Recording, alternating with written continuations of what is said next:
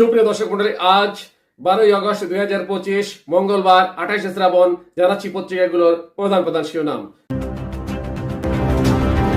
সর্বপ্রথম Ittefaq main heading করছে, উপদেষ্টা হয় পাথরতলা বন্ধ রাখতে পারলাম না রিজওয়ানা। এরপরে প্রথম আলোর মেইন হেডিং, যুক্তরাজ্যের সাবেক ভূমিমন্ত্রী সাইফুজ্জামান চৌধুরীর সম্পদ বিক্রি হচ্ছে। নেক্সট যুগান্তরের মেইন হেডিং, 8,000 কোটি টাকা উধাও। এরপরে ভোরের কাগজের মেইন হেডিং, ভারতের বৃহত্তম পারমাণবিক বিদ্যুৎ কেন্দ্র বন্ধ। নেক্সট জনকণ্ঠের মেইন হেডিং, ইসরায়েলকে ধাঁধায় ফেলতে ইরানের নতুন কৌশল। এরপর ইনকলাবের মেইন হেডিং, রাজনীতিতে বিশৃঙ্খলার শঙ্কা। নেক্সট আমাদের সময়ের মেইন হেডিং, জোটের অংশ হয়ে অন্য দলের প্রতীকে ভোট করা যাবে না, আগামী নির্বাচনে আরো যেসব পরিবর্তন আসছে। এরপরে যাই দিনের মেইন হেডিং, বাংলাদেশের আরো 4 পণ্যে ভারতের নতুন নিষেধাজ্ঞা।